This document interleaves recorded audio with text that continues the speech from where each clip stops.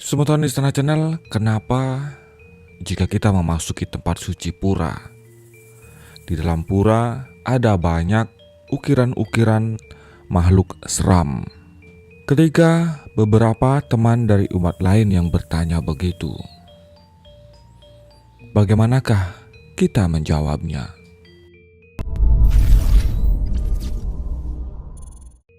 Saya sering diberikan pertanyaan oleh teman-teman non-Hindu, yaitu mengapa di pura banyak terdapat simbol-simbol yang menyeramkan.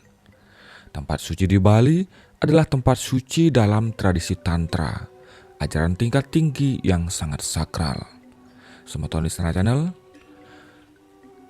dalam tulisan yang berjudul Dimensi Kosmik Tempat Suci Tantra yang dituliskan pada dogplayer.info, kita akan diberikan beberapa penjelasan tentang tempat suci agama Hindu dan simbol-simbol yang menyeramkan yang ada di sana. Pada tempat suci biasa yang umum, di sana yang ada hanyalah simbol dan unsur kekuatan dari alam suci. Sedangkan simbol dan unsur kekuatan dari alam gelap dibuang jauh-jauh, dilawan dan bahkan dicaci maki serta dimusuhi. Tapi pada tempat suci Tantra, tempat suci yang sesungguhnya adalah tempat suci di mana semuanya ada di sana, baik simbol dan unsur kekuatan dari alam suci, maupun simbol dan unsur kekuatan dari alam gelap. Keduanya dihormati dan diletakkan sama dan sejajar. Bagi orang yang tidak paham tatuanya, kita orang Bali bisa disangka memuja setan. Tapi bagi para sadaka yang kesadarannya sudah mencapai tingkatan kesadaran tertinggi, yaitu moksa, pasti dapat melihat rahasianya untuk kemudian terkagum-kagum. Tempat suci yang sesungguhnya adalah tempat suci di mana semuanya ada di sana. Ini tidak lain dari penerapan kekuatan keheningan sempurna, serta kekuatan belas kasih dan kebaikan yang sempurna. Karena dalam keheningan sempurna serta belas kasih dan kebaikan yang sempurna, di sana dapat disadari secara sangat mendalam bahwa baik kekuatan alam suci maupun kekuatan alam gaib ataupun alam gelap, keduanya merupakan satu bagian manunggal dari tubuh semesta yang sama. Ibarat bulan yang memiliki sisi terang dan sisi gelap, keduanya merupakan bagian manunggal dari bulan yang sama. Tidak ada yang perlu dibuang, dilawan, dan dimusuhi.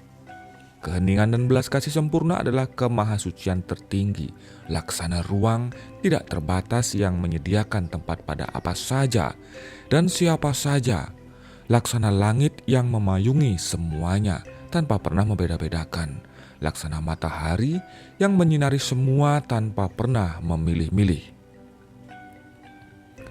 Om Burbuah Swah, demikian mantra suci yang sering kita ucapkan ketika kelompok dimensi alam semesta beserta seluruh makhluk di dalamnya adalah Om atau Tuhan.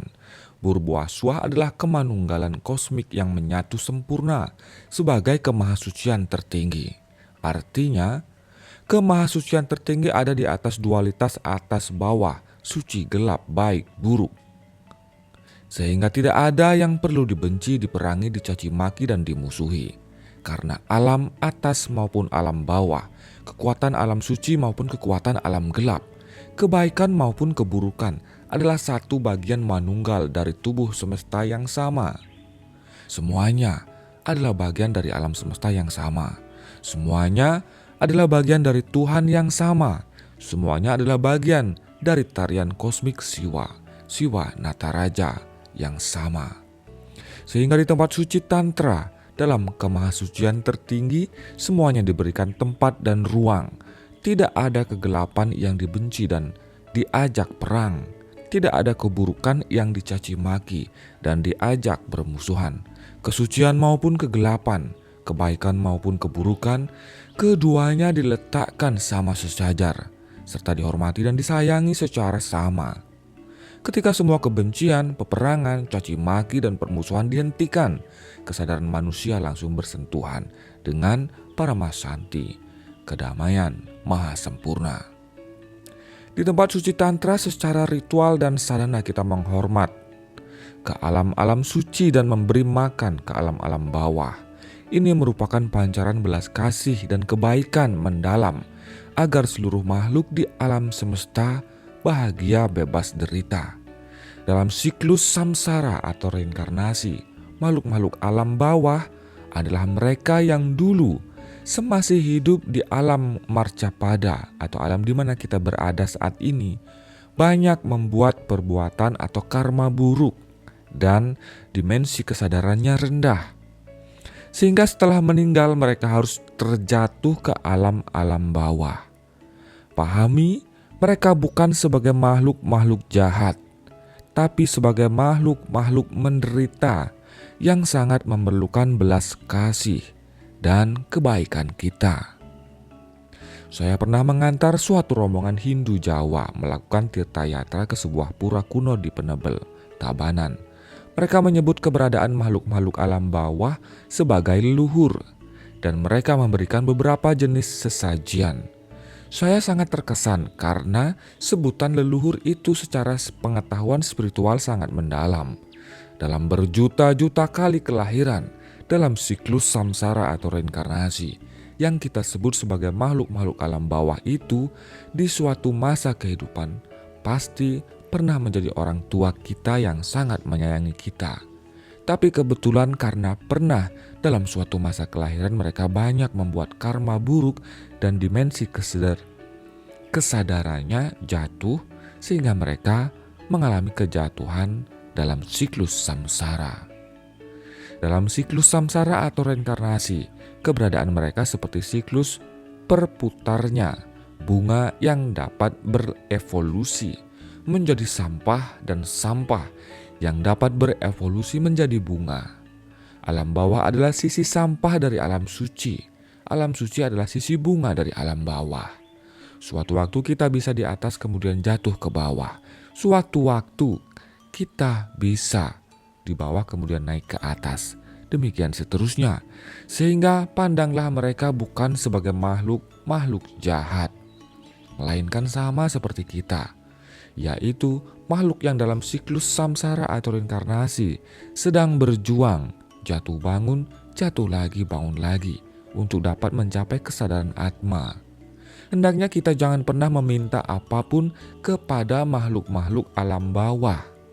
Karena secara analogi, hal itu ibarat kita dalam posisi sebagai orang kaya raya, terlahir sebagai manusia, meminta-minta uang atau yang lainnya kepada pengemis, menjadi makhluk bawah.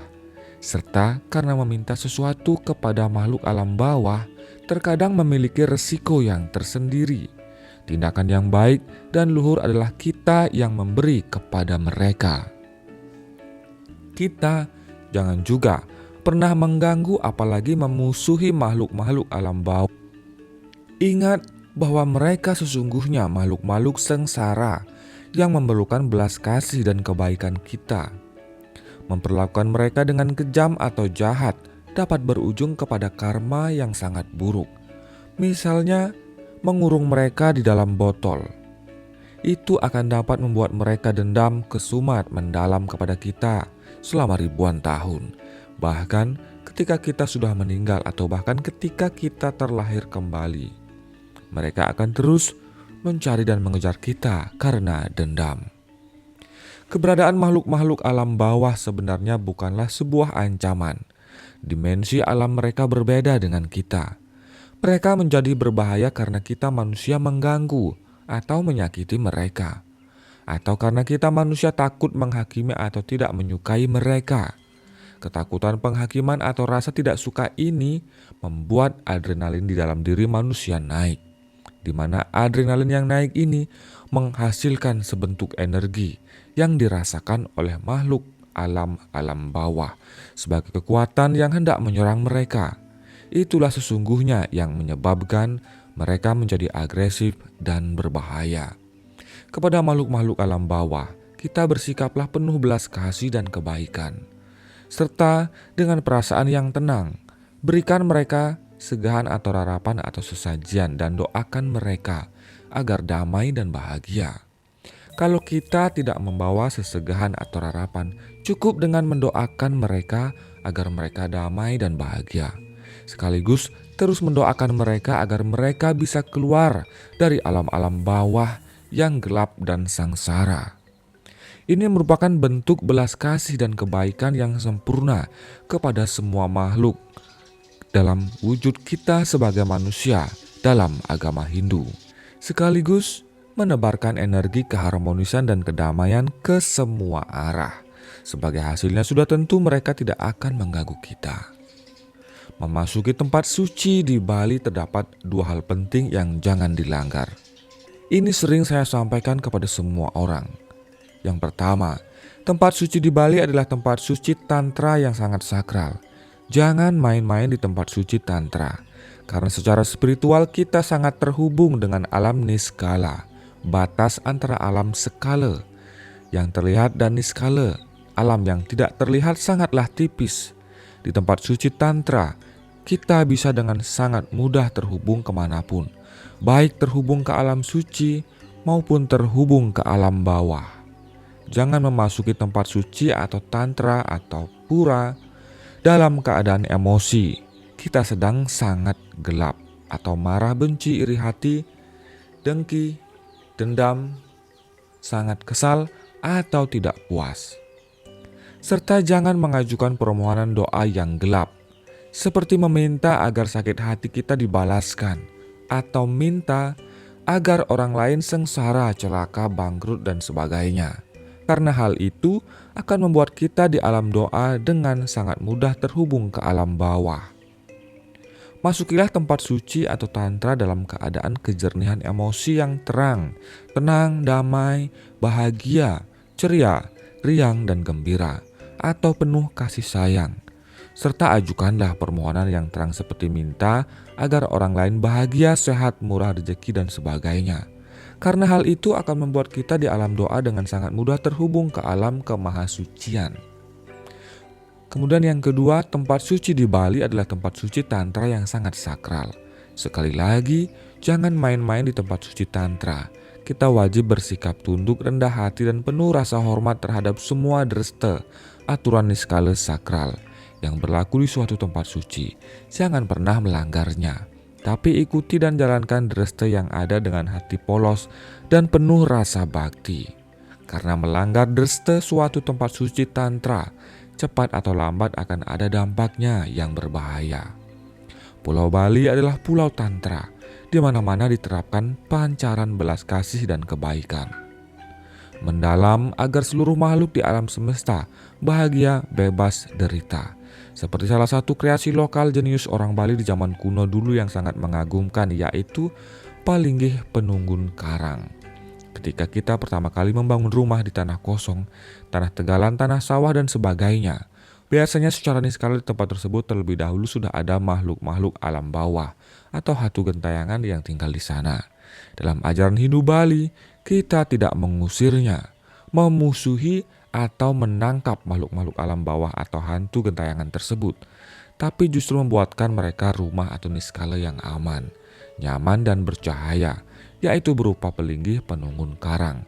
Tidak hanya itu saja, pada hari Rahina Suci kita juga memberikan mereka rarapan dan segahan. Tentu ini bukan berarti orang Bali menyembah setan, sama sekali tidak. Ini merupakan penerapan keheningan sempurna, serta belas kasih dan kebaikan yang sempurna. Tidak saja simbol dan unsur kekuatan dari alam-alam suci yang dipuja dan dihormati, tapi simbol dan unsur kekuatan dari alam gelap juga diberlakukan dengan penuh kasih sayang.